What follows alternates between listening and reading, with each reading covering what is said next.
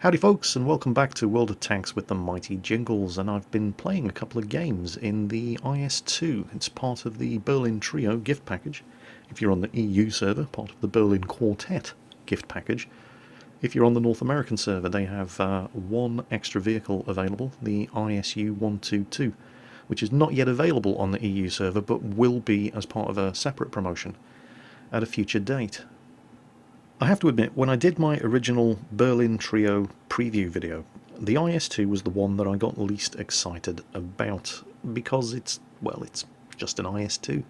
Almost exactly the same as the existing Russian Tier 7 IS, although, to be completely fair, it does have a lot more in common with the Chinese version of this tank, which, funnily enough, is also called the IS-2. It's almost exactly the same as the Chinese Tier 7 Heavy, except the premium one here has slightly more engine power. Other than that, they're pretty much the same tank. And for that reason, I couldn't really get too excited about the IS-2, and yet I have been playing this tank and having a lot of fun in it.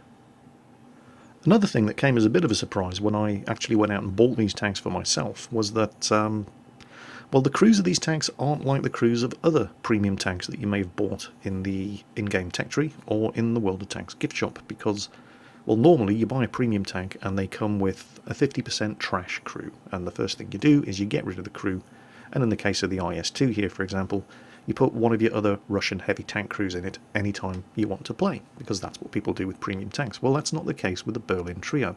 They all come with 100% crew, and that crew also has the Brothers-in-Arms crew skill at 100%. Now, I didn't notice this when I did the preview video, because I was using a press account for that.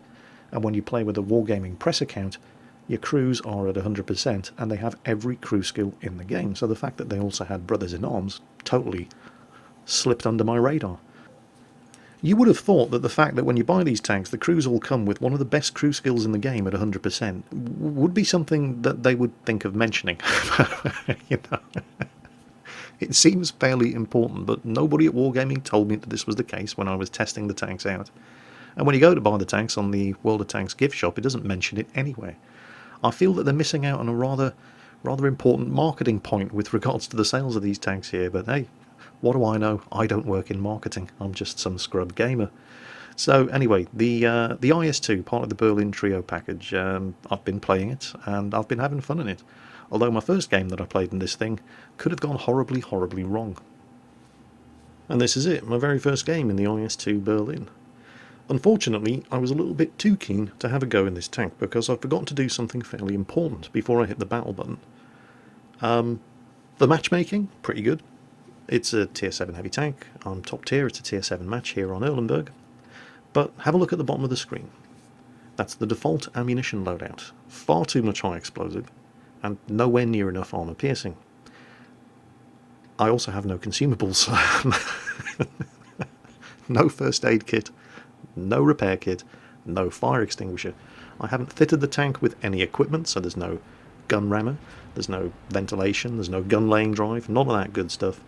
I quite literally hit that battle button, suddenly realised my mistake. I haven't set the tank up yet. Oh, cancel, go, too slow. And so I ended up in my very, very first game in the IS-2 Berlin with no equipment fitted, no consumables, and the wrong ammunition loadout.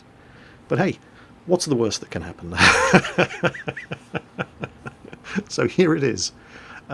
This is me screwing up my very, very first game in the IS-2 Berlin. Right after I played this game, I did upload the replay to my Facebook page, so a couple of hundred of you have already seen this battle. Sorry. But I was always going to do a video of this game. Now, it's assault mode on Erlenberg. So we're defending, so we don't have to kill all of the enemy tanks, we just have to stay alive and not be capped, and there's only a 10-minute time limit. And oh look, it's a Hellcat. It's always the Hellcats, isn't it? They are always the first ones spotted, and the first ones to get hit like that. That was a good damage roll from this gun, 390 average damage, did 431. And the Hellcat, I don't know, he seems to be stunned, he's just sitting there, not using a repair kit, and that of course is going to cost him his tank. Now our A43 over there is doing a great job of spotting, but he's kind of got his ass hanging in the breeze. If there are any enemy tanks on that ridge line on the hill over to the right, he is in serious, serious trouble. But I've got to do everything I can to try and keep him alive. Planted a shot into the BDR as it came round to try and get a hit on him, but now he's in serious trouble. And he was actually quite lucky there. It looks like he took a hit from the ELC. The SU-100Y, if that had hit, would have killed him, but the SU-100Y missed his first shot. And we really need to try to keep this guy alive for as long as possible, because as soon as he dies, I am scouting. ELC just got ammo-racked. Lux, I don't want to kill a Lux. He's pulled back into cover though. Good, I don't have to kill the Lux yet. But oh, here comes the box tank. He's not going to miss the second shot. Aim, aim, aim. 3.4 second aim in time. Yep, he's killed him. The A43's dead. I did manage to get a shot into the SU-100Y, but I am basically now scouting for the team. Great. The other flank seems to be holding on okay, and we're not really under that much pressure over here. The scores are even, 4-4. Every shot I've fired has hit and done damage so far. There goes the Lux. If there are any small children watching this video, please cover your eyes now. And just pretend this didn't happen. Jingles, why did you kill the Lux? He's too cute to die. I'm sorry, but he chose to be on the enemy team. It's not my fault. I have to admit, I didn't really have that much of a warm fuzzy feeling at this point in the game. I mean, I'm in a good, strong position here. I've got this rock providing cover for me. There's a couple of bushes to the left and the right that are keeping me out of direct line of sight.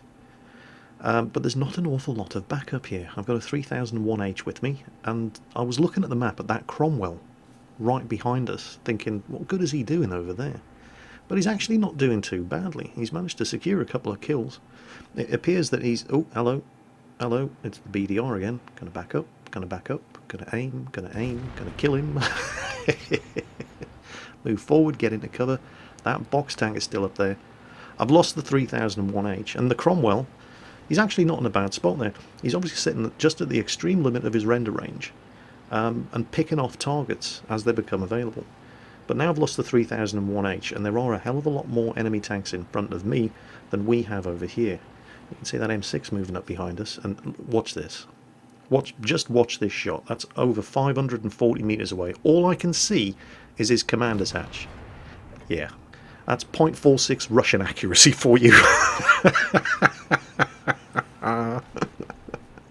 Many dissidents were sent to the gulags in order for that shot to hit the target. Anyway, I am scouting for my... Oh, hang on a minute. Oh, you sneaky bloody Russian. How did that KV-1 get all the way around there? Oh, well, we're not going to let him get away with it. There goes the Cromwell. He's charging. No fear. Gets stuck in. Which, of course, distracts the KV-1. Allows me to come up behind him and set him on fire. And that was definitely a premium fire extinguisher. So that's 20,000 credits well spent. It didn't save him from the Cromwell. And I've fallen back now. The Cromwell's up here with me. The M6 is not doing an awful lot useful. And of course I have the full attention of enemy artillery now. And, you know, why not? I'm practically the only tank on my team that's been spotted. The Cromwell's moving up. It's good news. Or at least I thought it was good news. I thought, yeah, the Cromwell will help me. Between the two of us, we can kill this AMX M4. Where's he going? Look, come back, you coward. Oh, I'm in trouble now. He's going to find the artillery, which has left me alone with the AMX M4. Now, he's on full health. Oh wait, box tank. Okay, good. Now I'm alone with the AMX M4, and the artillery's trying to kill me, and there is absolutely no support behind me. The AMX M4 is on full health. I am not. He has a much more rapid-firing 90mm gun than me. The penetration on that gun can easily defeat my armour. The M6 is just sitting there. I need his firepower. And if I can't make the M6 come to me, I'm going to have to make the AMX M4 come to the M6. So I'm falling back. I'm falling back. I'm trying to coax this guy into coming around the corner so the rest of the team can get shots at him. And equally importantly, deny the enemy team's artillery shots at me, because they're focused up on that top corner. They've missed, narrowly missed a couple of times. I know they're just waiting for me to get lit up again. And there he goes. Come on, M6, take a shot. Come on.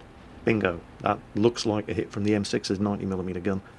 So now he is wondering where the hell did the IS-2 go? And he's taken fire again and again and again, and our artillery is also getting stuck in.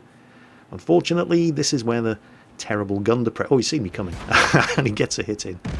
And I have to get that close before I can actually fire at him with a terrible gun depression on this tank, and it's just a little bit too slow for me to secure the kill. But at the end of the day, he's dead, I'm not, and I have to keep moving because enemy artillery, who survived the attack of the Cromwell, by the way. The Cromwell went looking for the enemy artillery and he found them, but he didn't survive it.